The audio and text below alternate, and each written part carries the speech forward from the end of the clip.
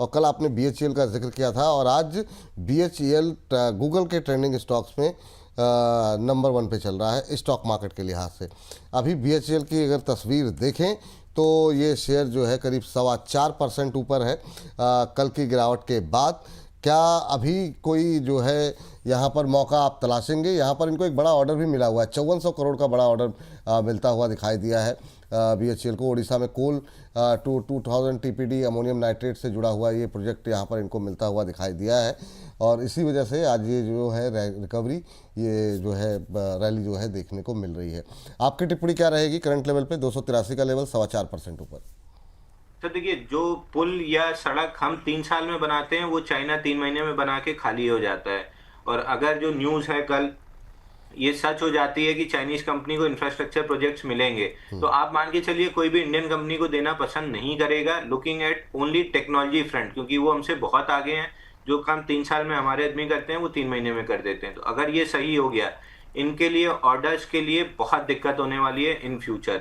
दूसरी चीज, ये स्टॉक भी बाइंग क्लाइमेक्स करके आया था 295 के आसपास, उसी को रिटेस्ट किया था, इसलिए मैं इस फ्लैग के ब्रेकआउट के लिए बिल्कुल भी इंटरेस्टेड नहीं था जो 6 हफ्ते का फ्लैग बना था। देखिए वर्टिकल नीचे डाउन मूव आई है, तो मैं कहीं भी रैलीज पे सेलिंग ही देखूंगा 295-96 के आसपास, या बजट के आखिरी हफ्ते तक, जनवरी लास्ट तक, जो भी इसमें अपसाइड मिल जाए ले दे के बराबर कर लीजिए। उसके बाद जब नीचे आना स्टार्ट होगा तो आप पकड़ के चलिए कि 267 पहला लेवल होगा, और गलती से भी 267 के नीचे क्लोजिंग आ गई, कल टेस्ट हुआ लेकिन आज रिकवरी है, जिस भी दिन 267 के नीचे क्लोज किया 211 का टारगेट खुलेगा। तो बजट के आखिरी हफ्ते आते आते इन स्टॉक से जितना जल्दी हो सके निकलने की कोशिश करें।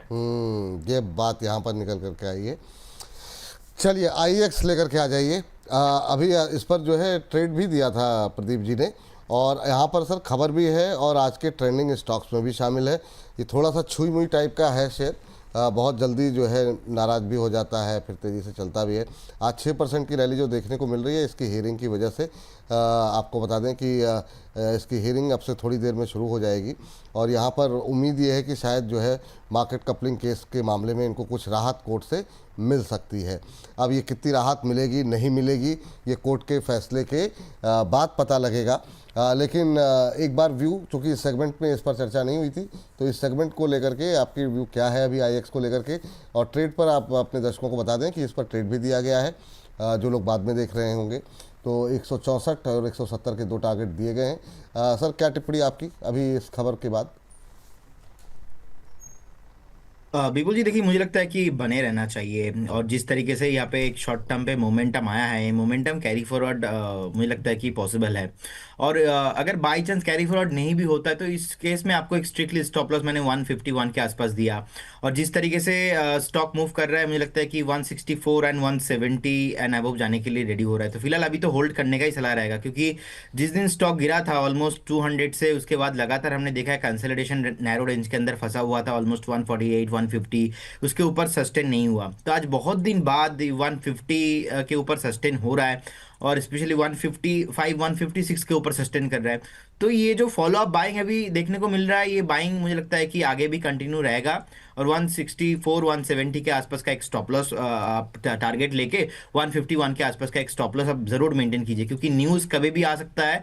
तो इस हिसाब से 151 के आसपास का एक स्टॉप लॉस मेंटेन करना बहुत इंपॉर्टेंट रहेगा। स्टॉप लॉस अवश्य फॉलो करें, और चूँकि जब खबरें रहती हैं तो बहुत तेज़ी से मोमेंटम होता है, तो पहले से लगा करके रखें स्टॉप लॉस, ताकि जो है अगर तेज़ी का रहा तब तो कोई बात ही नहीं है, लेकिन अगर नेगेटिव कोई इसका खबर आती है तो फिर स्टॉप लॉस आपकी पूंजी की रक्षा करता है। चलिए अगली कंपनी के पास चलते हैं, और ये है इरेडा।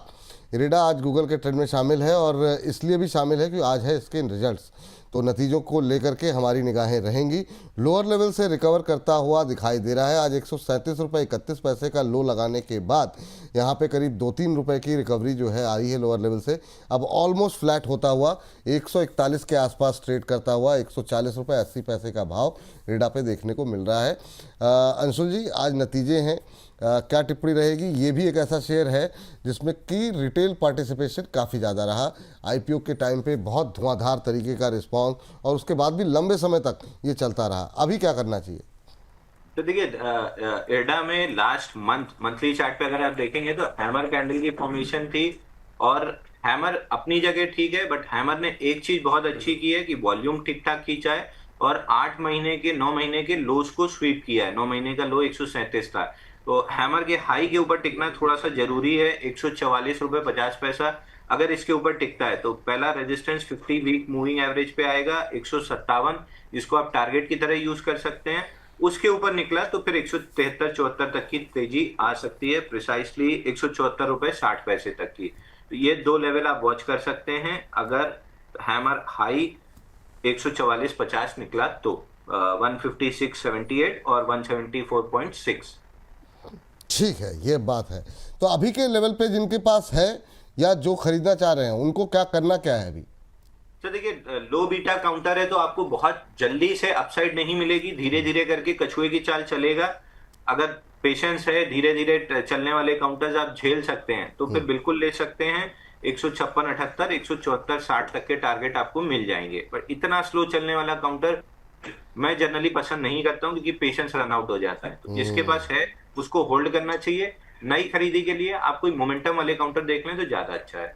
चलिए ठीक है, अगला सवाल वही रहेगा सर आपसे कि, और ये बहुत लोगों के भी सवाल हैं सर, बाज़ार इतना तेज़ गिर रहा है या गिर रहा है, कहीं पे कुछ मोमेंटम वाले शेयर हैं क्या? पूछिए ज़रा अपने एक्सपर्ट से। तो अगर कहीं कोई अपॉर्चुनिटी हो तो बताइएगा सर। अगले सवाल के लिए आएंगे आपके पास। अगला सवाल जो जो है प्रदीप जी के लिए है, वहाँ एक और ट्रेंडिंग स्टॉक्स जो कि हम देख रहे हैं कि आज आता हुआ दिखाई दे रहा है, जिसमें कि अच्छा मोमेंटम भी बनता हुआ दिखाई दे रहा है, और वो है ऑयल इंडिया का।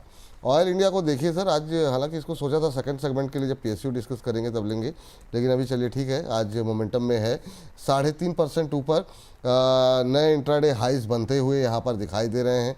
कच्चे तेल की कीमतों को लेकर के थोड़ा सा प्रेशर बना हुआ है। ऐसे में क्या इस तरह की जो कंपनियां हैं कुछ यहाँ पे स्ट्रेटजी बनानी चाहिए? क्या टिप्पणी रहेगी 3.5% की तेज़ी ऑयल इंडिया में? आपकी टिप्पणी प्रदीप जी।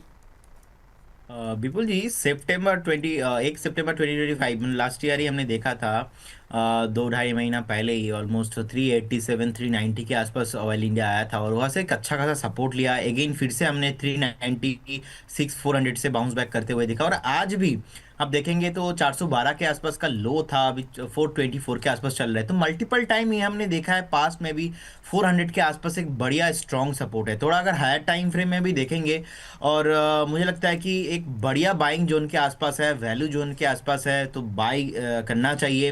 अगर आप करेंट जोन से फ्रेश बाई भी करके जाते हो, इस केस में आपको स्टॉप लॉस मैक्सिमम 395 में मेंटेन करना चाहिए। अगेन स्टॉक आपको 480 500 तक आते हुए दिखाई देंगे। और अगर किसी के पास है ऑलरेडी स्टॉक तो आपको बिल्कुल आपको टेंशन नहीं करना चाहिए, बने रहना चाहिए। मैं बहुत ही बुलिश हूँ ऑयल इंडिया को लेके।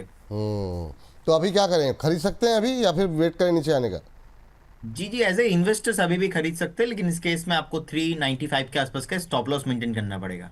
ठीक है, तो अगर इन्वेस्टर हैं तो बिल्कुल ले सकते हैं, लेकिन 395 यानी 395 रुपये का एक स्टॉप लॉस लगाने की सलाह यहाँ पर दी जा रही है।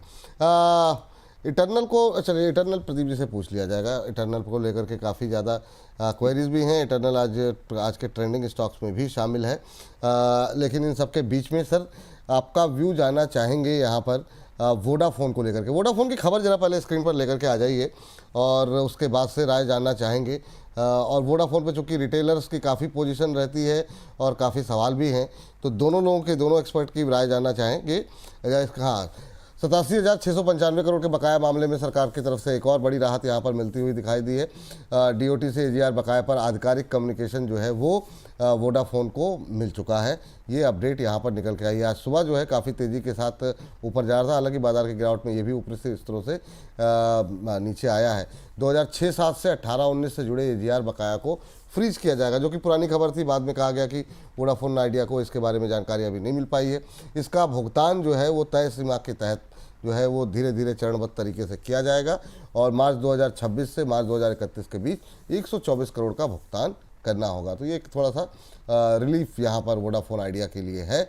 और मार्च 2032 से मार्च 2035 के बीच 4 सालों तक हर साल 100 करोड़ रुपए की पेमेंट जो है वो जो है करनी होगी। और बाकी का जो AGR है वो मार्च 2036 से 2041 के बीच करना होगा। तो ये फ़िलहाल के लिए अपडेट यहाँ पर। और अभी अगर हम देखें वोडाफोन आइडिया का शेयर, तो आज फिर से 12 का लेवल तोड़ा था, 12 रुपये। अब इसके लिए थोड़ी सी नई चुनौती बनता हुआ दिखाई दे रहा है। 12 रुपये 52 पैसे का हाई लगाने के बाद नीचे आया है सर। क्या टिप्पणी अंशुल सर आपकी? सर ये रेंज के अंदर ट्रेड कर रहा है, 10.47 पे बाइंग आती है और 13.20 तक जा सकता है। बट अगर अच्छे अच्छे काउंटर और मोमेंटम वाले काउंटर हैं तो फिर इन काउंटर्स में क्यों ट्रेड करना जहां एक नेगेटिव न्यूज और 10-12% की डाउन मूव आ जाएगी। रिस्क मैनेजमेंट बहुत मुश्किल होता है इन काउंटर्स में, जहां पैसा तो बन सकता है बट रिस्क आपकी इतनी हाई है, रिस्क ऑफ रूइंग जहां पे हाई हो थोड़ा सा हाथ रोक लेना चाहिए। बट अगर ले ही चुके हैं तो 13.20 का टारगेट खुला हुआ है। चलिए, ले चुके हैं तो 13-20 का टारगेट खुला हुआ है, नहीं लिया है तो अभी बहुत ज़्यादा उत्साहित होकर के खरीदने की आवश्यकता नहीं है, दूसरे विकल्प ज़्यादा मौजूद हैं। प्रदीप जी, आपकी टिप्पणी क्या होगी इस पर? सर देखिए, जो न्यूज आया है ना सर, इसके दम पे ही स्टॉक 7-8 रुपीज से हमने देखा 12 रुपीज तक आया है, और बहुत हाई बीटा काउंटर है, बहुत वॉलेटाइल रहता है। तो करेंट जोन से तो बाई करने का सलाह एक्चुअली मैंने वोडाफोन पे कभी दिया ही नहीं है। तो मुझे लगता है कि अगर किसी के पास है बने रहिए, लेकिन 10.50 पे एक स्ट्रिक्टली स्टॉप लॉस मेंटेन कीजिए। अगर आपने बाई चांस स्टॉक को 9 रुपीज 8 रुपीज पे बाई किया है तो 10.50 पे एक स्ट्रिक्टली स्टॉप लॉस मेंटेन कीजिए, बने रहिए। आपको याद होगा विपुल जी, हमने इंडस टावर का कॉल दिया था कंपेयर करते हुए वोडाफोन आइडिया के साथ। आज 440 मेरा वही सवाल अगला है, तो आप चाहें तो इसको कवर